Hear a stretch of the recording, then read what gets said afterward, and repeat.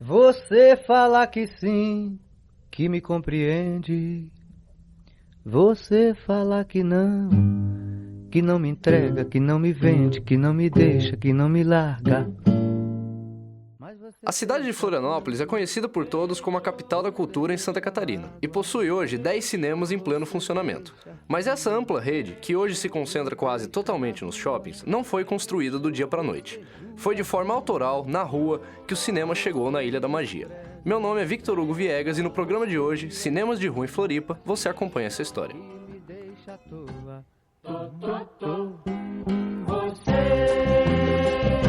Passa mal, toma sombra. Para entender essa história, precisamos primeiro voltar para o começo do século passado, onde as cidades brasileiras passavam por grandes transformações urbanas e sociais. É a chamada Belle Époque francesa que chegava ao sul do Brasil. Foi nesse contexto que o cinema chegou, e bem cedo, na Ilha do Desterro. A primeira exibição ocorreu no dia 21 de julho de 1900 no Teatro Álvaro de Carvalho.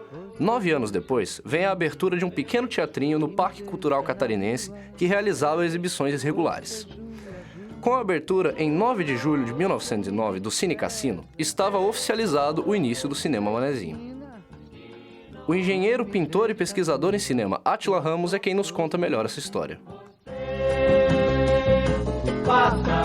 Bom, então, o Pascoal Simone, junto com os filhos, ele tinha uma livraria lá do Palácio do Governo, livraria moderno, tem até a foto aqui, tá?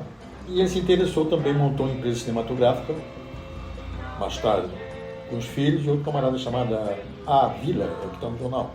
Mandou a empresa Sila, a empresa cinematográfica Sila, tá? E construíram onde existia um cassino, o cinema cassino. Então tem uma descrição, cinema luxuoso e tal. Então esses dois caras são realmente os pioneiros do cinema em Floripa. Mas você deixa tudo. Então, durante mais de 20 anos, os cinemas mudos foram protagonistas do cenário boêmio, poético, quase parisiense do centro da ilha. Contando também com cafés, livrarias, bondinhos e muita música, esse imenso cenário cultural era o preferido dos casais e famílias ricas, que vinham de barco ou balsa para aproveitar os finais de tarde. Dessa época, podemos citar os cinemas Ponto Chique, Art Nouveau e o Cine Internacional, famosos pelo glamour e alto padrão nos serviços. A igreja, que não ficou de fora, abriu na época 2 grandes salas, Cinema Círculo e Cine Teatro Centro Popular, ambos nos arredores da Catedral Metropolitana.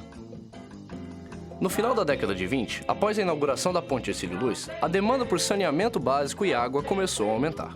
Foi construída, então, na porção continental de São José, a usina do Rio Maruim, que traz a eletricidade para a ilha. Com ela, chega também a possibilidade de um cinema sonoro movido a energia elétrica e o cenário dos cinemas mudos começa a mudar. Mas você deixa tudo. Você deixa Aqui se desenvolveu o cinema mudo, né? Em Floripa. Ainda tudo, a ilha ilhada. Sim, sem ponte, sem nada. E o saneamento básico. O saneamento básico continua agora colocando a primeira rede de esgoto, da água, esgoto. E a parte elétrica, para mover as bombas principalmente porque ela foi feita a usina de Maruí, que foi restaurada agora, vai ser inaugurada pela Celesc. Essa usina de Maruí ela foi necessária para poder movimentar as bombas de esgoto, né? Não tem jeito, não tem beijo final. Durante a década de 30, surgem os primeiros cinemas sonoros da capital. Simples, porém atrativos, os cinemas Royal, Rex e Odeon foram os principais da época. Após o Estado Novo de Getúlio Vargas e a Segunda Guerra diminuírem a produção e o consumo de cinema no mundo e no Brasil, o cenário da ilha voltou a se consolidar somente no final dos anos 50, dessa vez se encaminhando para o auge. E não vai ter rap, e não vai ter.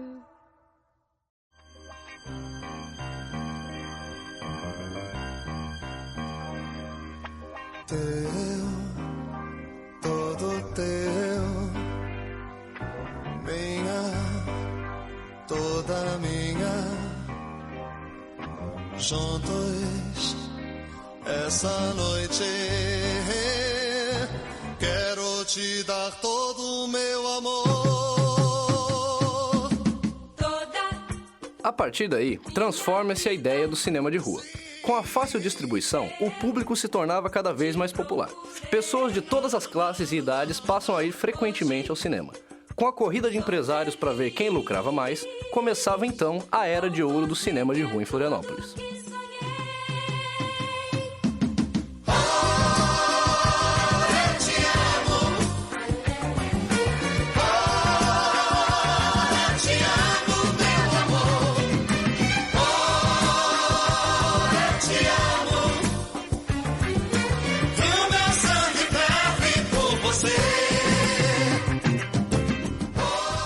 É nessa época que surgem os 3 principais cinemas da história de Florianópolis. Os antigos Rex e Odeon se tornam o Cine Roxy, mais frequentado por jovens com trocas de gibi na saída das sessões, e o Cine Hits, considerado o mais famoso, amado e frequentado por toda a população durante os mais de 50 anos de funcionamento. Além deles, o Cine São José é lembrado como o mais chique do cenário, com código de vestimenta sofisticado para assistir aos filmes. Não há como deixar de citar também o papel fundamental dos cinéfilos de Floripa, como Gilberto Gerlach, que fundou no CineSic o clube Nossa Senhora do Desterro, existente até hoje.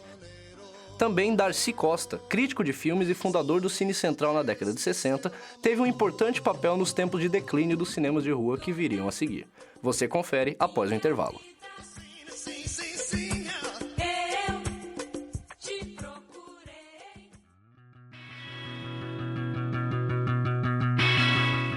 Você está ouvindo Rádio Ponto. Continue ligado na programação.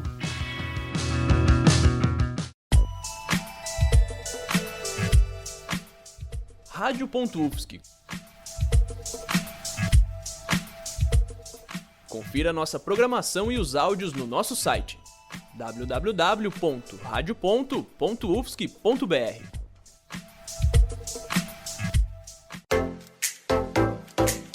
Rádio.UFSC. 25 anos no ar. É rádio. É jornalismo E ponto.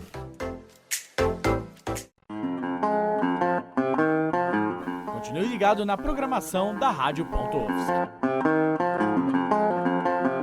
1212 Rádio.UFSC. É rádio e ponto.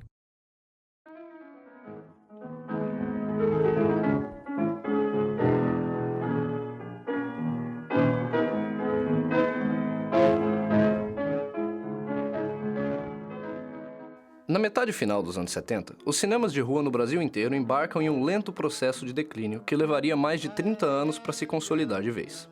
Com a censura exercida pelo Departamento de Diversões Públicas durante a ditadura militar, além da falta de recursos cinematográficos, a produção nacional mergulha de cabeça na pornochanchada. Além disso, o declínio dos cinemas de rua caminha lado a lado com o desgaste dos centros das cidades, como explica o cineasta Kleber Mendonça Filho no documentário Retratos Fantasmas.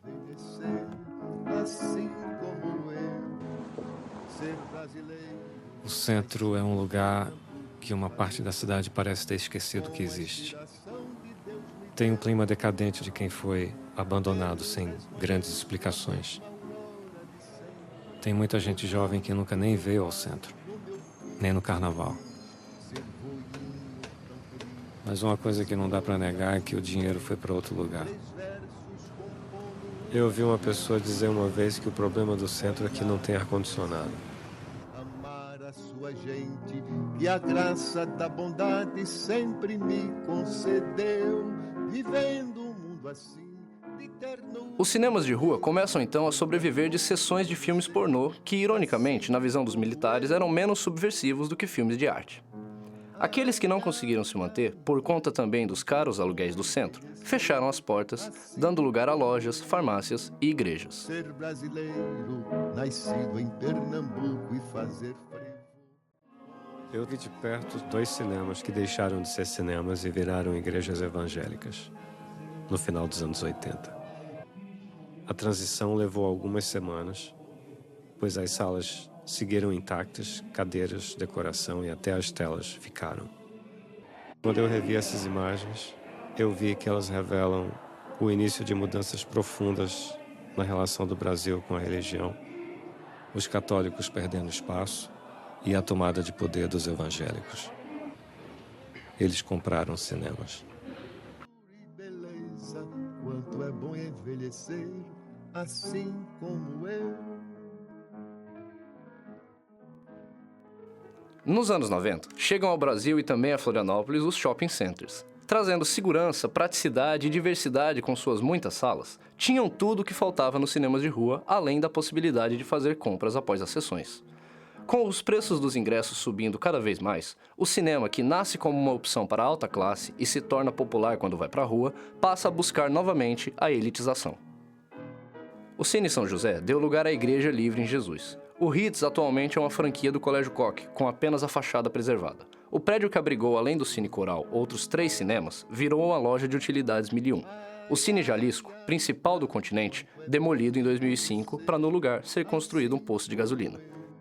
Foi assim, pouco a pouco, que os antigos cinemas de rua se tornaram comércios, sumindo na paisagem do centro. Com a inspiração que Deus me deu. Ai, ai, ai. Com o passar do tempo, Darcy sempre ele encontrou esse espaço lá na escola, antiga Escola dos Artífices, que é Badesque hoje, lá do IPO. Tá? E ficou ali por muitos anos. Ele operava, ele trabalhava no caixa, trabalhava em tudo. E ali é o Cine Arte 7. Tá? Uma questão política, depois fechou o Arte 7 e para restaurar, disseram, mas Badesque criou um circuito de cinema, continuando o trabalho da Costa. Junto com o Gerlach também. O Gerlach, voltando à história do Gerlach, ele foi depois pegou o cinema, foi inaugurado o SIC. O SIC tinha teatro e cinema. E Museu de Arte, as 3 coisas. E o cinema, claro, foi dado para o Gerlach, que na época ele estava mais no auge do que o Darcy. Quanto é bom envelhecer assim como eu. Ser brasileiro.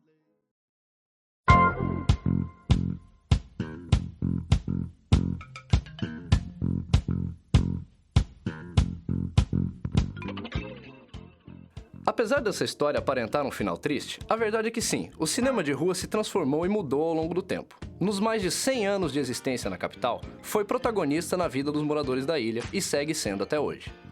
Os 2 nomes citados no primeiro bloco, Darcy Costa e Gilberto Gerlach, mesmo depois da morte, deixaram o legado de 2 salas de cinema ainda em funcionamento, na sede do Badesque e no SIC, onde abrigam cineclubes e exibições semanais.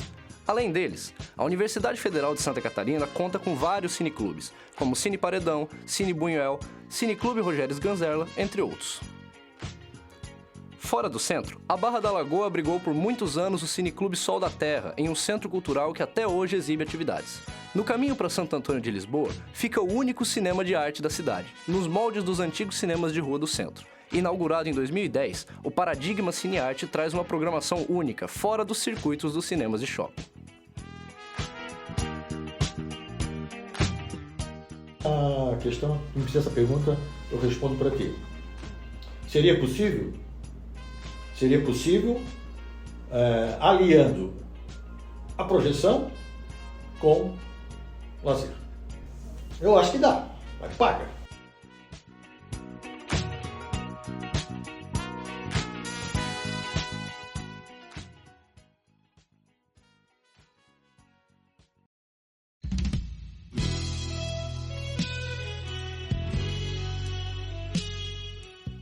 Com isso, a nossa história dos cinemas de rua em Floripa chega ao fim e ao presente. O programa de hoje foi produzido como trabalho final da disciplina de Áudio e Radiojornalismo do primeiro semestre de 2024 da Universidade Federal de Santa Catarina. Redação, locução e edição por Victor Hugo Viegas. Monitoria de Isa Morimoto. Na coordenação técnica, Roque Bezerra e Peter Lobo. Estágio docente voluntário por Anderson Baltar. Orientação da professora Valciso Culoto. Eu quero um gole de cerveja.